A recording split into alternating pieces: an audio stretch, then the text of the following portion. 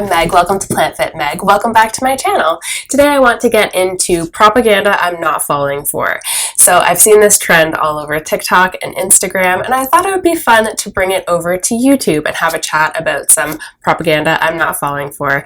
If you're unfamiliar with this trend, it's basically trends or things that are very popular online that you're not going to participate in. So that's what I want to get into today. I thought it would be a really fun video to film, really interesting to share, and also I would love to hear your thoughts on this, and if you agree with my takes or disagree, and leave all of your thoughts and comments in the comment section down below. There is so much health and wellness and fitness information out there online, and some of it is wonderful and amazing, and some of it really isn't. So let's jump right in. Starting off strong, skinny talk. So if you've been on TikTok for any amount of time and seen the trends of people showing off their extremely tiny, extremely thin bodies and basically saying that thin is in again, and that they're basically promoting hating yourself and being really rude and really mean to yourself in order to motivate you and force you to make changes and in order to lose weight and be skinny.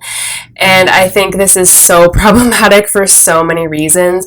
Occasionally a creator will put something labeled as skinny talk, which I don't think they're technically even able to label things or hashtag things skinny talk anymore because it was getting so dramatically bad.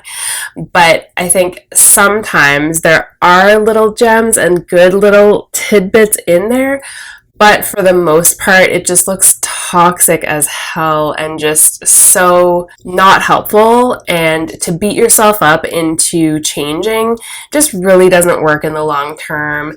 And it's not good for your mental health. And I would argue it's not good for your physical health either to do that. And it's a much better approach to be kind to yourself in the process. Try to be as accepting as possible. I'm someone who's lost a dramatic amount of weight. I lost 80 pounds. And I did that through really focusing on my health and really focusing on changing lifestyle factors rather than, oh, I must be skinny at all costs and I will do anything to get there, which can be incredibly, incredibly damaging. On a personal note, I'd also much rather be strong than skinny. I used to think that being thin would really change everything and make everything wonderful and kind of solve all my problems, and that I would have a completely different relationship with my body once it shrunk down to a smaller size.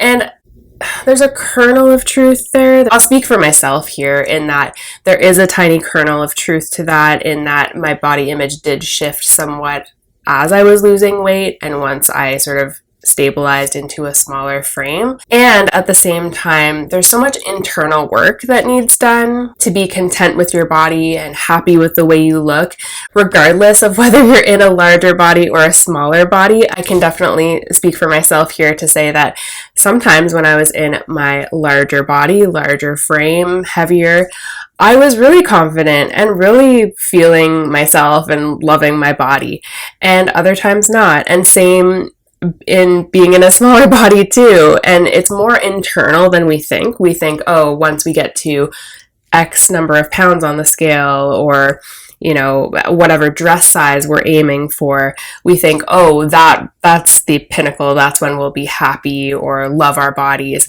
But really, it's the internal work that needs done to get to that point. So I'd rather focus on being strong, focus on what my body can do, embrace more of a body neutrality sort of approach. Just not thinking about my body as much. It exists, and I like to move it. I like to lift weights. I like to be strong and fit. And at the same time, it doesn't occupy as much of my brain space and energy as it once did. And I think that is better for my health and better for me mentally. And it's nice to focus on other things. Another trend that I'm not falling for is greens powders. I will say that they probably can be helpful in certain instances for certain people. However, for myself, I just eat the greens. So I really don't require a greens powder. It becomes sort of redundant because if I'm already eating the greenery, there's not really much point in just adding to that. So I'm not participating in that trend, and I just find it irrelevant for myself. Creatine for women is another thing that I've seen floating around that I thought was really odd. And I looked into it just out of curiosity, like, is it just creatine monohydrate and they're just marketing it to women specifically, and it's just pink washing and just it's in a pink package? Or is there something different in it that makes it special or makes it, I don't know, better or different in some way? And from what I could gather, most of the time with these formulations that are creatine for her or for women, it looks like it's literally just creatine and it's just marketing. And then there are some that do have other ingredients in them, and who knows if those things are effective or not, depending on the formulation. I am not falling for creatine for women. Creatine, just creatine monohydrate? Yes, I take that. It is good for me. I believe it is the most researched sports supplement out there, and it is beneficial for a variety of reasons. But having a formulation that is the exact same and just in a pink tub that says for her or for women, I'm not falling for that. No, thank you. 10,000 steps a day. This one might be a little bit controversial. I personally love 10,000 steps a day, but I do have clients who just don't have the time in their day to take 10,000 steps in a day, and maybe their starting point is a much lower step count. Maybe their starting is, 5,000 steps a day, and that's kind of where they're existing.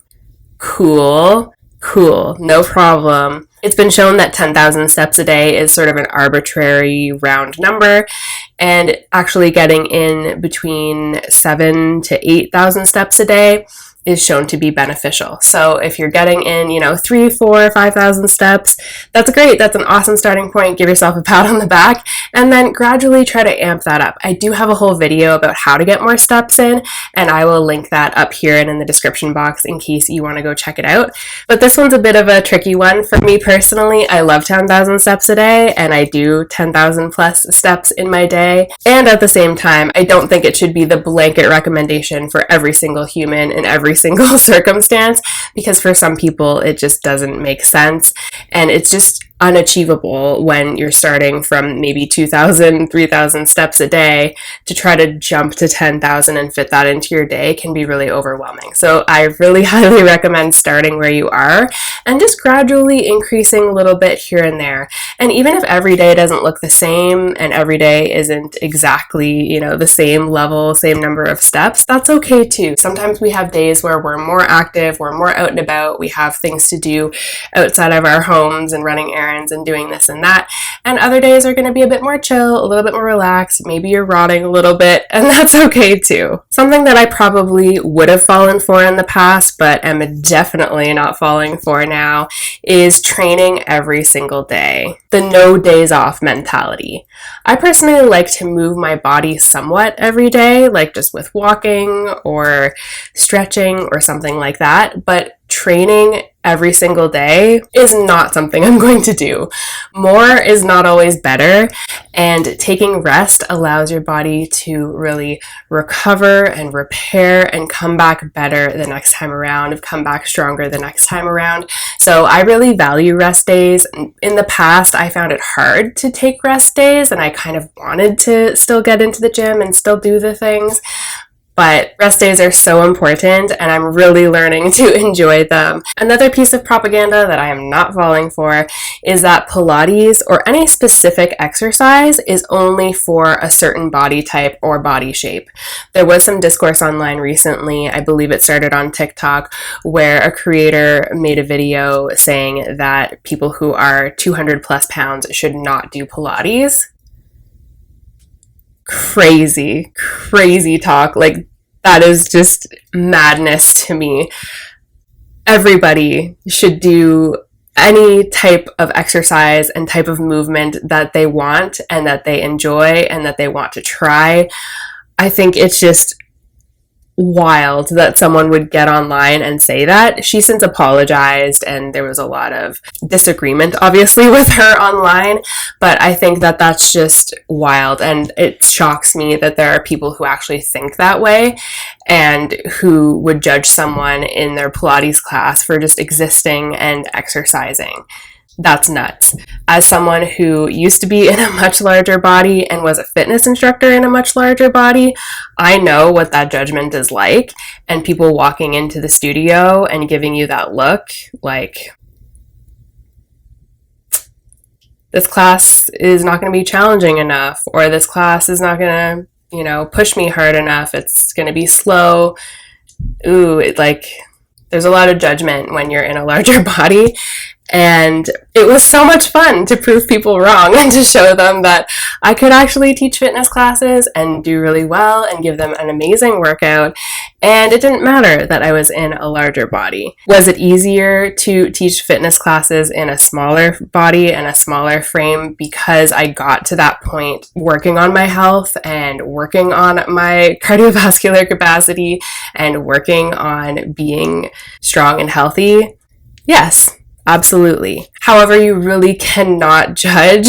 You can't judge the book by its cover in this instance, because some fitness instructors who are overweight are equally, if not more, capable than their smaller counterparts. So this really goes for participants or for instructors. You can do so at any size and do it well and enjoy the process and enjoy your form of exercise. And whether you're taking a class or you're teaching it, keep doing it, keep going, keep showing up, and do the best you can and have fun with it. Next trend that I will never participate in, ever. I won't do it. It scares the crap out of me, is dry scooping anything. Dry scooping creatine or dry scooping pre-workout.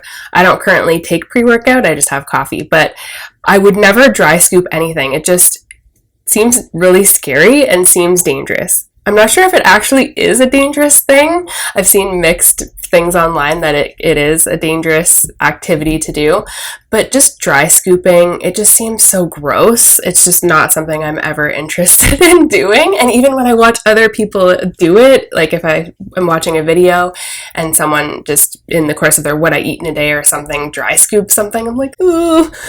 It makes me so uncomfortable.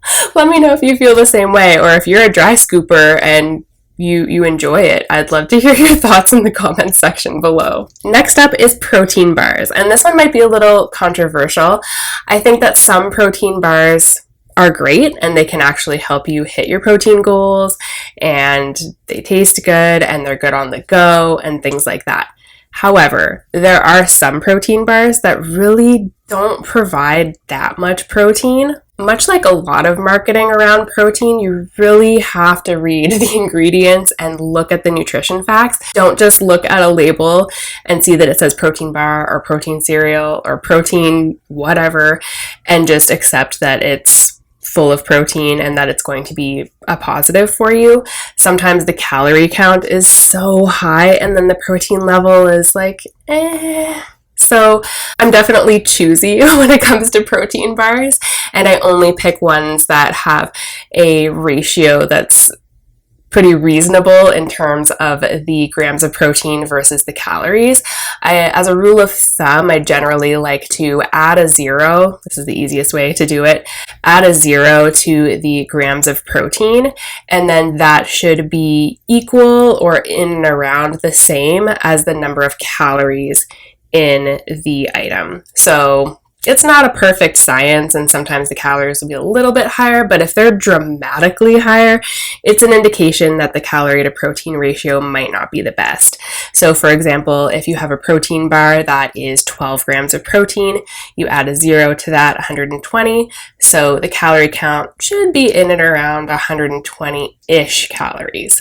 Another note on this is it can be dependent on your goals. So right now I'm in a fat loss phase, so my calories are a little bit on the lower side. So I'm prioritizing things that are a little on the lower end of things. If you're bulking, if you're aiming to gain muscle and you're wanting to eat more and get more calories in, more energy in so that you can build that muscle, then perhaps the calorie count is not as big of an issue as long as your total calories for the day are in check and your total protein for the day is also in check. Please like this video if you liked it and subscribe to the channel below to see more from me. Let me know what you'd like to see on the channel next. Thank you so much for clicking on today's video and especially for watching through right until the end. If you've watched through till now, please put a strong arm emoji in the comment section below so that I know you've seen the whole video and I can thank you personally for watching. Share this video with anyone who you think might enjoy it or find it helpful or entertaining. Leave your thoughts in the comment section below. I hope you're having a great day and I'll see you in the next video. Bye!